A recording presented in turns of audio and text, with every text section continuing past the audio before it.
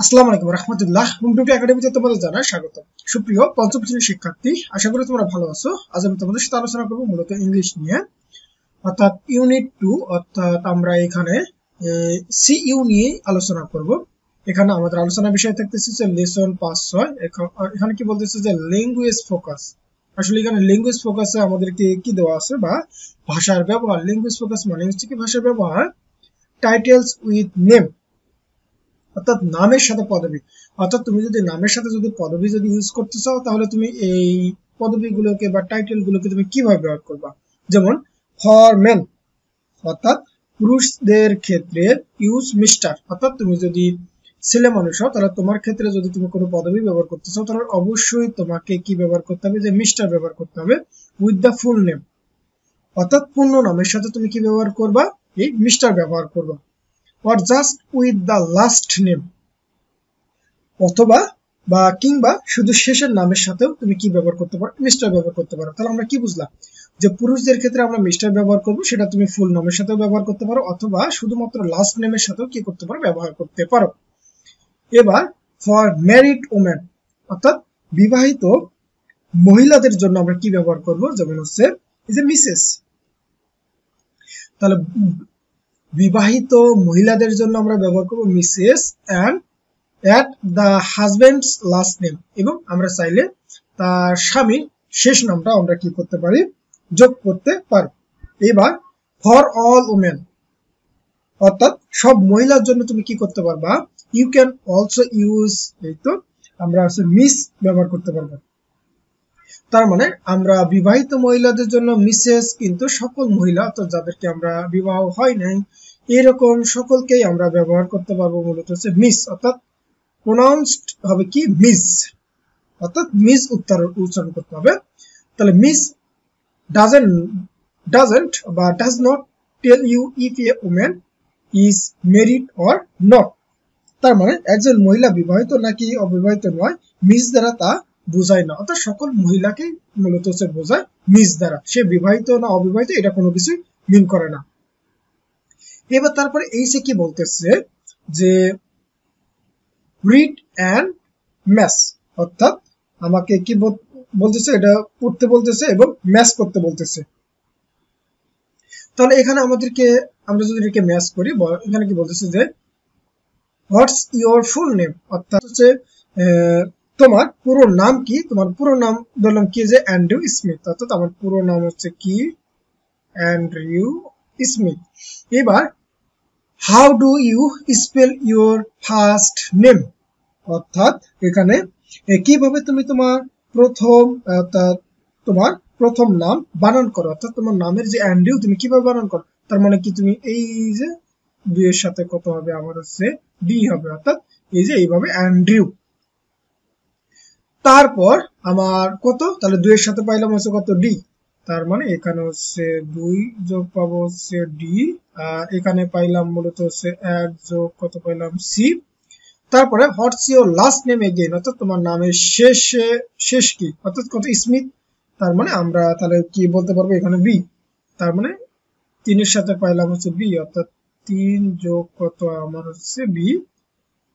এবার do you have a nickname, অর্থাৎ তোমার কি কোনো ডাক নাম আছে। তার মানে নিশ্চয়ই ডাক নামটা থাকতেই পারে, মনে করো যে অ্যান্ডি আছে, তার মানে ইয়েস ইটস কত অ্যান্ডি, এই যে এটার সাথে এটা। তার মানে আমরা হচ্ছে 4 এর সাথে কত পাইলাম, মূলত এ পাইলাম। তার মানে এটাই হচ্ছে আমাদের এই টেবিলটা ম্যাচ করতে বলতেছিল। এবার তারপরে কি বলতেছে, যে গ্রুপ ওয়ার্ক, অর্থাৎ এখানে একটা আমাদের কি দেওয়া আছে, জোড়াই কাজ দেওয়া আছে। তাহলে এই জোড়াই কাজে কি বলতেছে, যে asked and answer the question, অর্থাৎ কি করো, এই প্রশ্নগুলো জিজ্ঞেস করো এবং তার উত্তর দাও। ইন অ্যাক্টিভিটি এইসে write your friends information below, অর্থাৎ তোমার বন্ধুর নামগুলো এখানে লিখতে বলতেছে। তার মানে কি প্রথমে কি ছিল, ফুল নেম। অর্থাৎ তোমাকে কেউ জিজ্ঞেস করলো যে হোয়াটস ইওর ফুল নেম, অর্থাৎ তোমার পুরো নাম কি, অর্থাৎ তুমি বললা যে রাজীব হায়দার, অর্থাৎ আমার নাম হচ্ছে কি রাজীব হায়দার। এবার তোমাকে যদি কেউ আবার জিজ্ঞেস করে যে do you have a nickname, অর্থাৎ তোমার কি কোনো ডাক নাম আছে, তুমি বললে যে ইয়েস, হ্যাঁ, যে ইটস কি পিকু, অর্থাৎ আমার হচ্ছে ডাক নাম হচ্ছে কি পিকু, বা অন্য কোনো নামও থাকতে পারে, কোনো সমস্যা নেই। আবার তোমাকে কেউ জিজ্ঞেস করলো যে হোয়াটস ইওর ফুল নেম, অর্থাৎ তোমার পুরো নাম কি, তুমি বললা যে হচ্ছে কি রাশেদ হুসাইন, অর্থাৎ কি বললাম যে রাশেদ হুসাইন। এবার তোমাকে আবার কেউ জিজ্ঞেস করলো যে do you have a nickname, অর্থাৎ তোমার কি কোনো ডাকনাম আছে? তুমি বললে যে ইয়েস, ইটস হচ্ছে কি টিটু বা টিটো, বা তুমি যে কোনো একটা ডাকনাম যেটা আছে সেটা দেবে। এইভাবে তোমাকে এই পরের দুটো তোমরা একটু পূরণ করে নেবে এখান থেকে। এবার তারপরে দেখো আমাদের এখানে আছে সাউন্ড প্র্যাকটিস, অর্থাৎ কিভাবে আমরা এই সাউন্ড গুলোকে কি করতে পারি, প্র্যাকটিস করতে পারি। তার মানে লুক, কি করো, দেখো, লিসেন, শোনো, এবং সে, কি করো, বলো। তাহলে আমরা কি দেখবো, যে দেখো এই যে F F F is for fan, অর্থাৎ এফ থেকে কি হয়, আমার হচ্ছে ফ্যান হয়। তার মানে আবার V V V is for van, অর্থাৎ ভি থেকে আমার কি হয়, ভ্যান হয়।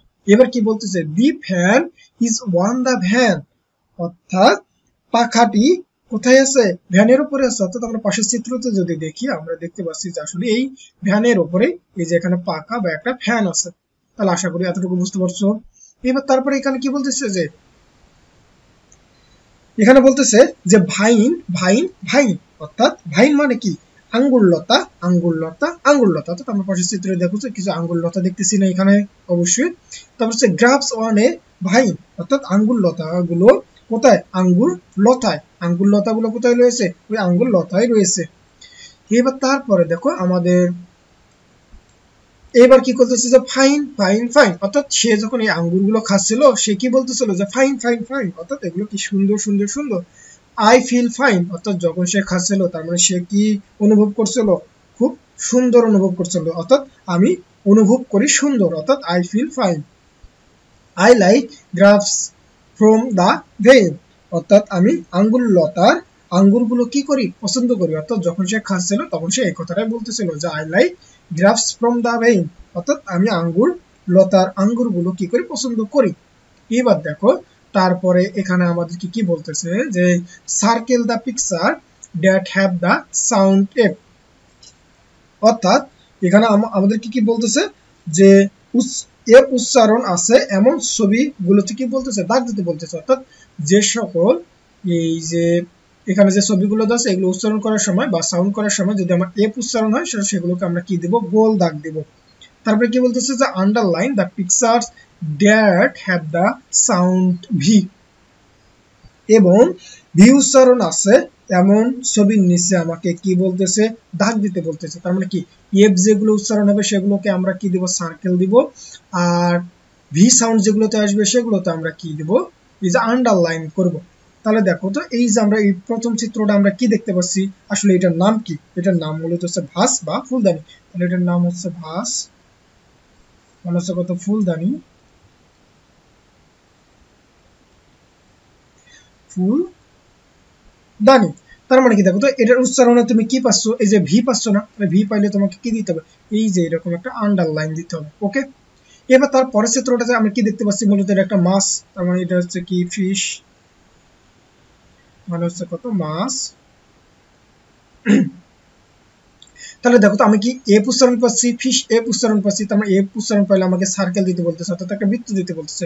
তাহলে এটাকে আমরা কি দেবো, এরকম একটা বৃত্ত দিব। ওকে, বুঝলাম। এবার পাশের চিত্রে আমরা এগুলো কি দেখতে পাচ্ছি, ভেজিটেবল দেখতে পাচ্ছি না, তার মানে এগুলো হচ্ছে কি ভেজিটেবল, ভেজিটেবলস,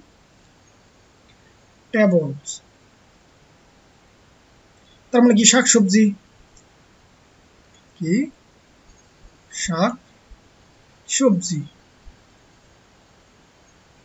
তার মানে দেখো যে এখানে আমরা ভি উচ্চারণ পাচ্ছি, তার মানে এখানেও আমাকে কি দিতে হবে, এই যে একটা আন্ডারলাইন দিতে হবে। এবার তারপরে আমরা এখানে একটা কি দেখবো, হাতি দেখতে পাচ্ছি, তার মানে কি আমরা এখানে কি পাবো, এলিফ্যান্ট, এলিফ্যান্ট মানে কত হচ্ছে হাতি। দেখো তো এই যে আমরা যখন এলিফ্যান্ট যখন উচ্চারণ করতেছি, কি উচ্চারণ করতেছি, এলিফ্যান্ট যখন আমাদের এফ আসতেছে না, এই কারণে এফ আসার কারণে আমরা একেও আমরা কি দ্বারা প্রকাশ করবো, যে একটা এরকম একটা বৃত্ত দিয়ে প্রকাশ করবো। তাহলে আশা করি তোমরা এতটুকু বুঝতে পারছো। তারপরে দেখো আমাদের পরবর্তী ইউনিট আমাদের কি ছিল, যে সৈকত ফ্যামিলি, অর্থাৎ আমরা এইটা নিয়ে মূলত ইউনিট 3 নিয়ে পরবর্তীতে আলোচনা করবো। তাহলে আজকের মতো এই পর্যন্তই। তোমরা সকলে ভালো থাকবা, সুস্থ থাকবা, আল্লাহ হাফেজ।